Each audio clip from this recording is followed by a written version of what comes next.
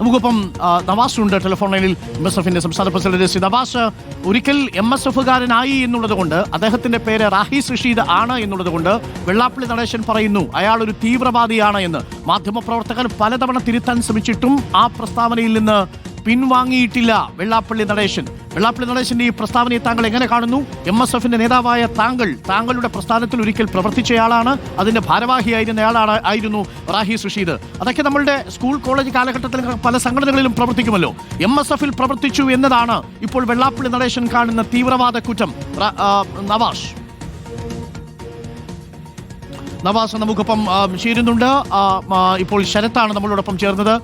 അന്ന് ശിവഗിരിയിലും വർക്കല ശിവഗിരിയിൽ വെച്ചും ഒപ്പം ഇന്ന് കളിച്ചിക്കുളങ്ങരയിലെ വീട്ടിൽ വെച്ചും വെള്ളാപ്പള്ളി നടേശൻ നിലവിട്ടാണ് മാധ്യമപ്രവർത്തകരോട് തട്ടിക്കേറിയത്. വെള്ളാപ്പള്ളി നടേശന്റെ പ്രസ്താവനകളെ ചോദ്യം ചെയ്യുമ്പോൾ വെള്ളാപ്പള്ളി നടേശന്റെ പ്രതികരണം എങ്ങനെയായിരുന്നു എന്നത് കണ്ടതാണ്. നവാസ്, എന്റെ ചോദ്യം അങ്ങ് കേട്ട് കാണുമെന്ന് കരുതുന്നു. എന്താണ് പ്രതികരണം?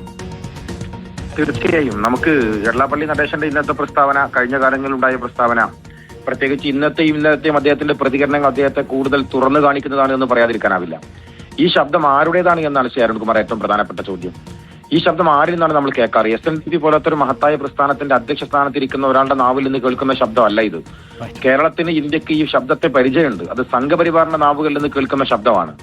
SNDP ജനറൽ സെക്രട്ടറി എന്ന രീതിയിൽ വെള്ളാപ്പള്ളി നടേശൻ ആ പ്രസ്താവന നടത്തുമ്പോൾ ഇന്ത്യ ഇതിനു മുൻപും കേരളം ഇതിനു മുൻപും ഇത്തരം സംഭാഷണങ്ങൾ കേട്ടത്, ഇത്തരം ശബ്ദങ്ങൾ കേട്ടത് രാജ്യത്തെ സംഘപരിവാർ നേതാക്കന്മാരുടെ നാവിൽ നിന്നാണ്. അപ്പൊ സംഘപരിവാർ നേതാക്കന്മാരുടെ നാവ് കടമെടുക്കുന്ന രൂപത്തിലേക്ക്, അല്ലെങ്കിൽ ആ രൂപത്തിലേക്ക് വെള്ളാപ്പള്ളി നടേശൻ മാറിയിരിക്കുന്നു എന്നത് ഇന്നത്തോടെ പൂർണ്ണമായിരിക്കുന്നു എന്നാണ് ഞങ്ങൾക്കതിൽ സൂചിപ്പിക്കാനുള്ളത്. അപ്പോ ആളുടെ പേര് നോക്കി, മതം നോക്കി, വാസസ്ഥലം നോക്കി, പ്രവർത്തിച്ച സംഘടനയുടെ പേര് നോക്കി തീവ്രവാദിയാക്കാനും ഭീകരവാദിയാക്കാനും വർഗീയവാദിയാക്കാനുള്ള ചാപ്പ കുത്തുന്ന ഒരു തരം പ്രവർത്തനത്തിലേക്ക് SNDP പ്രസ്ഥാനത്തിന്റെ മഹത്തായ ഒരു പ്രസ്ഥാനത്തിന്റെ നേതാവ് പോകുന്നു എന്ന് പറഞ്ഞാൽ അവിടെ ഒരു തിരുത്തൽ ആവശ്യമാണ്. ആരാണ് ഇതിൽ യഥാർത്ഥത്തിൽ തിരുത്തേണ്ടത്? ഈ ഭരണകൂടമാണ്. കേരളത്തിന്റെ സോഷ്യൽ ഫാബ്രിക്കിന് പരിക്കു പറ്റുന്ന രൂപത്തിലേക്ക് ഒരാൾ പ്രവർത്തിക്കുമ്പോൾ അവിടെ ഒരു കറക്ഷൻ ഫോഴ്സായി നിയമപരമായ ഇടപെടൽ ഉണ്ടാകേണ്ടത് ഭരിക്കുന്ന ഭരണകൂടത്തിന്റെ ഭാഗത്തു നിന്നാണ്. നിർഭാഗ്യവശാൽ കഴിഞ്ഞ കാലങ്ങളിലൊന്നും അത് ഉണ്ടായിട്ടില്ല. ഞങ്ങൾ ആവശ്യപ്പെടുന്നത് അടിയന്തരമായ സർക്കാർ ഈ വിഷയത്തിൽ ഇടപെടാൻ തയ്യാറാകണം.